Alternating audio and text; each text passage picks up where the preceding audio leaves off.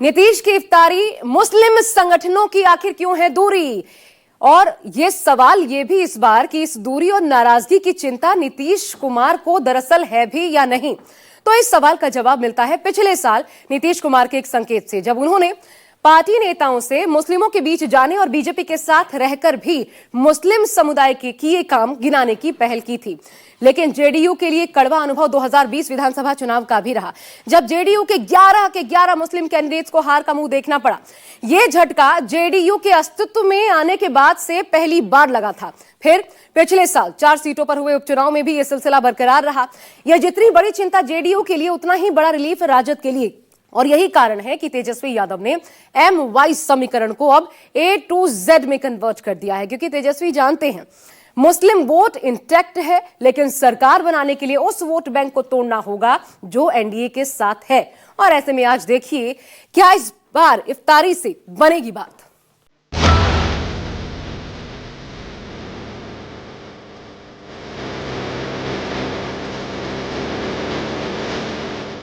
क्योंकि नीतीश कुमार की हुकूमत अगर चाह ले वो बिल पास नहीं हो सकता, तो इसी की वजह से हम लोगों ने इफ्तार में शिरकत से इनकार किया।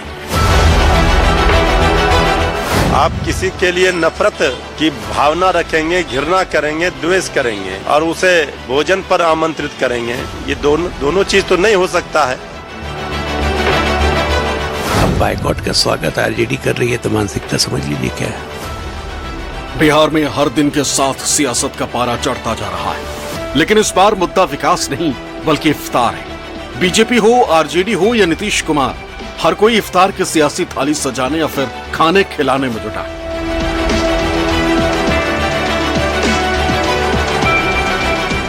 रमजान के पाक महीने में नीतीश कुमार ने इफ्तार पार्टी दी, लेकिन इफ्तारी से पहले ही इस इफ्तार पर सियासी तकरार बढ़ गई। कुछ मुस्लिम संगठनों ने नीतीश कुमार की इफ्तार पार्टी का बायकॉट कर दिया है और अब आरजेडी के लिए नीतीश कुमार को घेरने के लिए बैठे बिठाए एक मुद्दा मिल गया। इन दलों को सामने आना चाहिए और स्पष्ट करना चाहिए कि वो दोहरी राजनीति क्यों कर रहे हैं, दोहरी सोच के साथ क्यों खड़े हैं। एक तरफ मुस्लिम संगठनों को आश्वस्त करते हैं, मुसलमानों को आश्वस्त करते हैं कि वो उनके साथ हैं, लेकिन दूसरी ओर वक्फ अमेंडमेंट एक्ट में कहीं ना कहीं भारतीय जनता पार्टी की नीतियों के साथ और केंद्र सरकार के साथ खड़े दिखाई दे रहे हैं। जो लोग राजद के इफ्तार में जा रहे हैं, बताएं कि इन लोगों ने क्या किया है मुसलमानों के लिए। इन लोगों से भी तो सवाल जवाब किए जाने चाहिए ना, जो अपने आप को सो कॉल्ड मुसलमानों का ठेकेदार समझते हैं, उनके हितों के संरक्षण करने वाला समझते हैं। पूछा तो इनसे भी जाना चाहिए। मुसलमानों के धार्मिक संगठनों के नेताओं से अपील है कि वे MY को अपनी बपौती समझने वाले राजद की कारगुजारियों से दूर रहें। उन्हें सिर्फ आपके वोट बैंक से मतलब है, जबकि सीएम नीतीश कुमार एनडीए के सबका साथ और सबका विकास के संकल्प के साथ बिहार का विकास और आपसी सद्भाव के साथ चल रहे हैं। चुनावी महासंग्राम से पहले सीएम नीतीश इफ्तार पार्टी देकर एक तीर से कई निशाना लगाना चाहते हैं, लेकिन इस पार्टी पर नजर लग गई। मुस्लिम संगठनों ने नीतीश की इफ्तार पार्टी के खिलाफ बगावत कर दी। नीतीश की इफ्तार पार्टी के खिलाफ ये बगावती तेवर अपनाया है। इमारत शरिया ने एक दिन पहले ही संगठन ने चिट्ठी जारी कर दी और कहा कि धार्मिक संगठन मुख्यमंत्री की दावत इफ्तार का विरोध करेंगे। पत्र में यह भी कहा गया है कि ये फैसला प्रस्तावित वक्फ संशोधन बिल 2024 के समर्थन के खिलाफ विरोध के तौर पर लिया गया। इसमें मुस्लिम संगठन ने वक्फ बिल को लेकर तुरंत समर्थन वापस लेने की मांग की।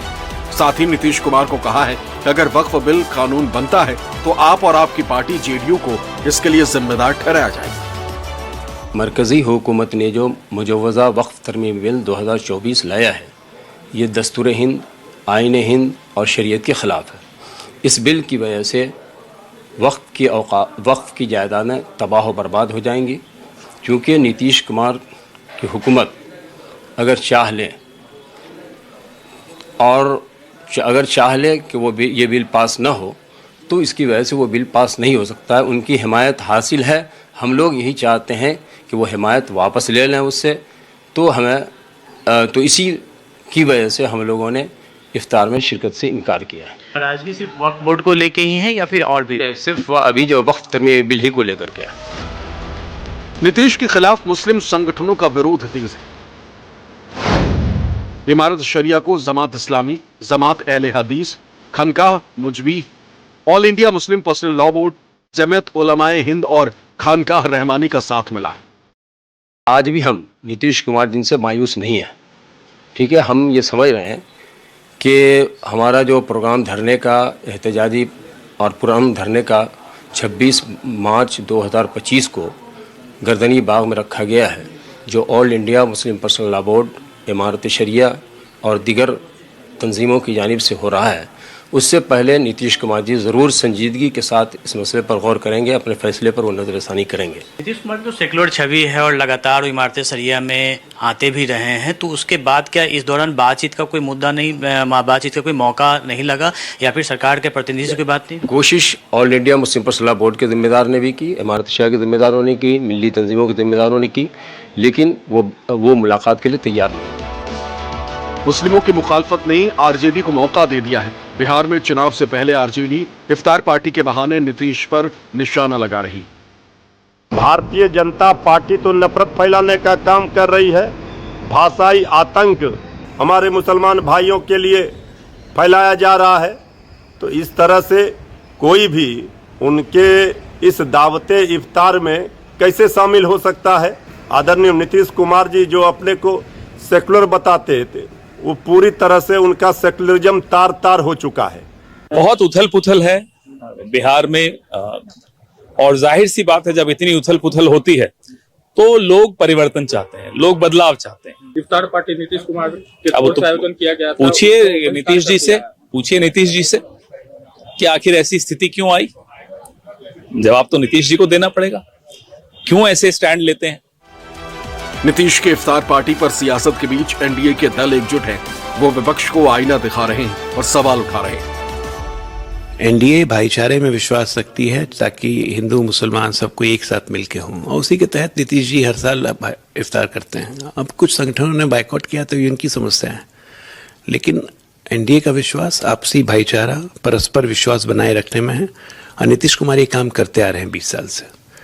अब बाइकआउट का स्वागत आरजेडी कर रही है तो मानसिकता समझ लीजिए क्या है। अगर राष्ट्रीय जनता दल को ये लगता है कि नीतीश कुमार को टारगेट करने के लिए एक धार्मिक आयोजन को टारगेट करें और फर्जी लेटर जारी करके और नीतीश कुमार को टारगेट करने की कोशिश करें, तो ये तो बिहार की जनता देख रही है। बिहार के मुसलमान नीतीश कुमार के साथ हैं। पिछले बाई इलेक्शन में ये साबित हो गया कि मुसलमानों ने ये तय कर लिया है कि उनकी लाशों पर जो राष्ट्रीय जनता दल सियासत करती आई है, जो उनका वोट लेकर के परिवार को बढ़ाती है, मुसलमान को पीछे करती है, अब उनके साथ मुसलमान खड़े होने वाले नहीं है। इसको देखते हुए ये सब साजिशें हो रही हैं।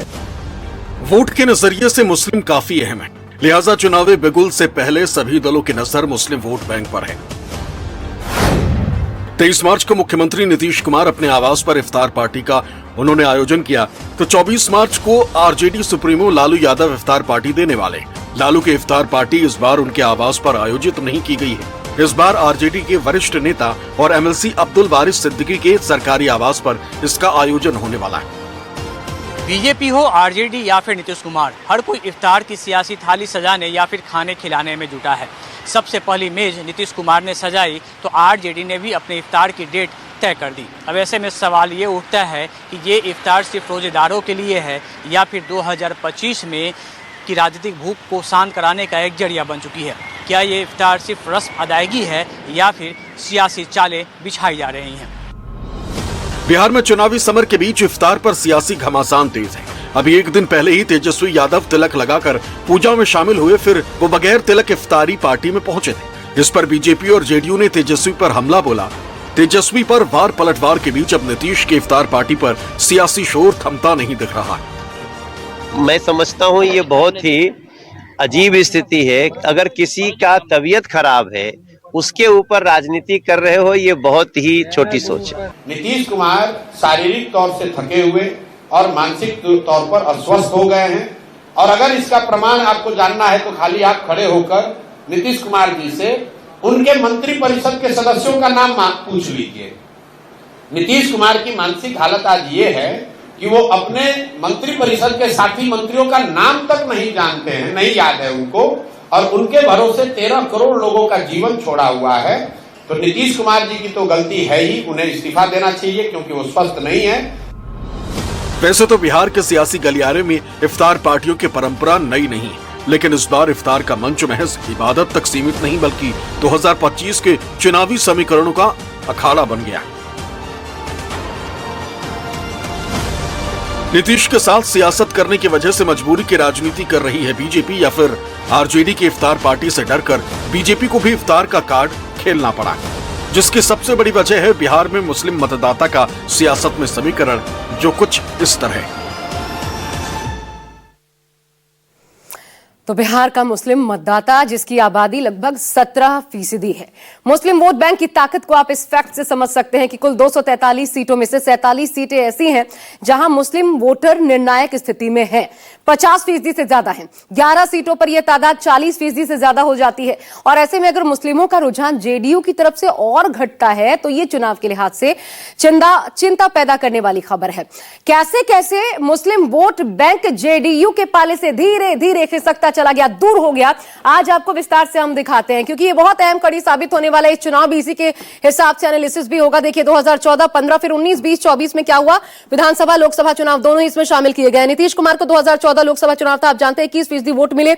आरजेडी प्लस कांग्रेस साथ मिलकर चुनाव लड़े थे। मुस्लिमों का 60% एक तरफा वोट उनको गया। उसके बाद 2015 में देखिए मात्र 8% एनडीए को मिला, लेकिन यहां पर दरअसल आरजेडी जेडीयू मिलकर लड़े थे चुनाव। 2015 के विधानसभा चुनाव में 78% दोनों पार्टियों को मिला करके, और जाहिर तौर पर इसमें सबसे बड़ा वोट बैंक मुस्लिमों का आरजेडी की तरफ गया। 2019 लोकसभा चुनाव, एनडीए के खाते में मात्र 6%, आरजेडी प्लस कांग्रेस 77%। फिर 20 में देखिए मात्र 5%। ये विधानसभा चुनाव 20 में एक साल बाद ही 1% और गिरा, और वहां पर 1% गिरते हुए 76% पर आ गया। लेकिन 2024 में अब आपको ये आंकड़ा देखना चाहिए, 12% और 87%, दोनों तरफ बढ़त है। क्यों? क्योंकि जो छोटी छोटी पार्टियां थी उनका अस्तित्व धीरे धीरे इन दोनों पार्टियों में आमने सामने की भिड़ंत से खत्म होता चला गया, जिसका फायदा मिला, और इसलिए ये बढ़त आपको नजर आ रही है 12% के साथ। लोकनीति सीएसडीएस के आंकड़े आपको मैं दिखा रही हूं। अब बिहार के टॉप 5 जिलों में मुस्लिम आबादी कितनी है, कहां कहां इसका प्रभाव है, वो देखिए। सबसे ज्यादा किशनगंज में 67.97%, और ये जान लीजिए 2024 के चुनाव में किशनगंज ही वो इलाका था जहां पर जेडीयू को थोड़ा बहुत वोट मिला भी था मुस्लिमों का। बाकी जगह सुपड़ा साफ हो गया था, जो आपको दिखाने वाले हैं। पूर्णिया, फिर देखिए पूर्णिया में 38.46%, कटिहार 44.47%, अररिया 42.95% और पश्चिमी चंपारण 21.98%। मात्र किशनगंज से एक उम्मीद दिखी थी। अब बिहार में किस पार्टी के कितने मुस्लिम विधायक हैं वो भी जान लीजिए। ये बड़ा इंटरेस्टिंग है, इस लिहाज से आप समझ पाएंगे। आरजेडी के 8, यानी कि 2020 विधानसभा चुनाव के लिहाज से आपको दिखा रही हूं। आरजेडी के 8, कांग्रेस के 4, एमआईएम 5, बीएसपी 1, सीपीआई एमएल 1, और बाद में आपको पता है एमआईएम के 4 आरजेडी के खाते में चले गए थे। कुल मिलाकर के 19। अब मुस्लिम विधायकों की अब बात कर रहे हैं हम यहां पर, और अहम यह हो जाता है कि ये जो आंकड़े हैं इसमें 11 कैंडिडेट्स, मुस्लिम कैंडिडेट्स जो कि उतारे गए थे जेडीयू की तरफ से, एक कैंडिडेट भी नहीं जीता, और इसलिए वहां पर आपको जेडीयू के पास कोई कैंडिडेट, कोई विधायक नजर नहीं आता मुस्लिम का। और ये जेडीयू के अस्तित्व में आने के बाद से पहली बार ऐसा हुआ। इसके पीछे वजह 2017 में नीतीश कुमार का महागठबंधन से नाता तोड़कर बीजेपी से हाथ मिलाना रहा, और इसके बाद से मुस्लिमों का नीतीश से मोह भंग होता चला गया।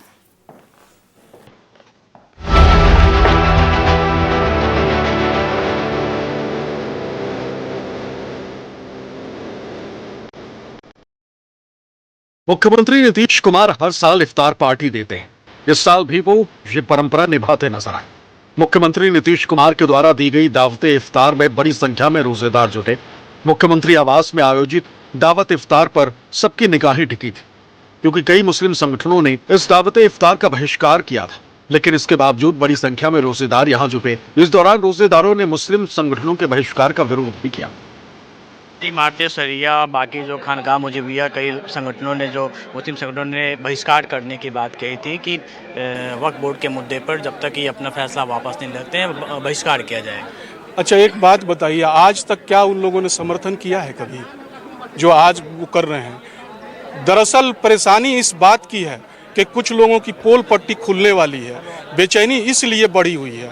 और दीन की आड़ में हम यही कहेंगे कि हमारे जो भी लोग हैं, हम नाम नहीं लेना चाहते हैं, पर दीन की आड़ में दुनिया का काम करना बंद करें। संगठनों में इसलिए विरोध हो रहा है कि वक्फ की जो प्रॉपर्टी है उन लोग आज आज़ादी के बाद से कब्जा किए हुए हैं, लेकिन ये वक्फ की प्रॉपर्टी को गरीबों में बांटना था।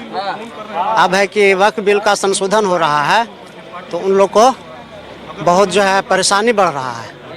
और हमारे माननीय मुख्यमंत्री जी ने अल्पसंख्यक समाज के लिए तो 2005 से लगातार काम कर रहे हैं। आज कई संगठनों ने विरोध किया है, फिर भी लोग आ रहे हैं। जी बहुत लोग आए हैं, हम सीतामढ़ी जिला से आए हैं और पसमानदा समाज से आए हैं, और हम लोग पूरे पसमानदा समाज सपोर्ट है मुख्यमंत्री के, और आगामी चुनाव में भी सपोर्ट है। उनके इमारतें सरिया से विरोध करने से क्या होगा? वो लोग तो बड़े लोग हैं, बड़े बिल्डर है, अपना मलाई खा रहे हैं और गरीब गुरबा लोग सताए जा रहे हैं। आरजेडी हो या जेडीयू, बिहार में हर पार्टी इफ्तार की सियासी थाली सजाने में जुटी है। नीतीश की पार्टी का दावा है कि उसकी सरकार और पार्टी सभी के साथ है। वहीं दूसरी तरफ आरजेडी नेता नीतीश कुमार की हर छोटी बड़ी गलती को मुद्दा बनाकर आगे बढ़ रहे हैं।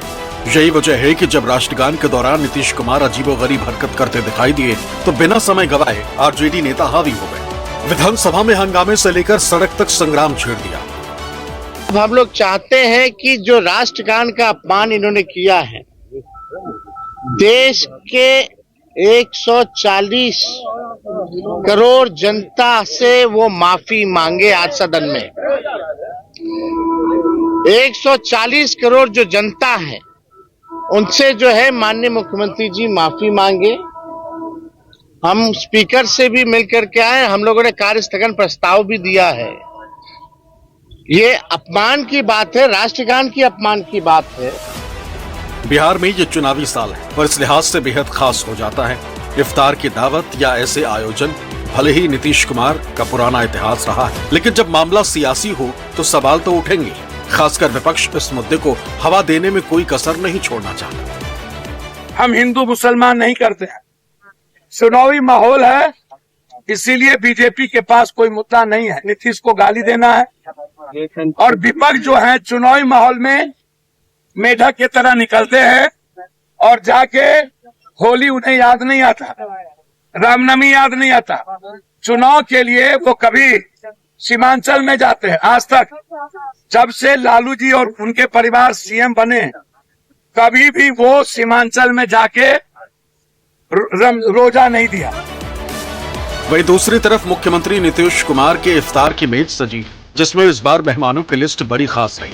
उसमें खास नाम है बीजेपी। तो क्या ये बीजेपी की मुस्लिम वोट बैंक में सेंधमारी की कोशिश या फिर सेकुलरिज्म का नया अवतार है? अब ऐसे में सवाल उठता है कि क्या बिहार में इफ्तार सिर्फ रोजेदारों के लिए है या 2025 के चुनाव की राजनीति के लिए नया दाव? बीजेपी हमेशा तुष्टीकरण के खिलाफ रही, लेकिन इस बार खुद इफ्तार पार्टी में शामिल हो रही है। क्या ये मुस्लिम वोटों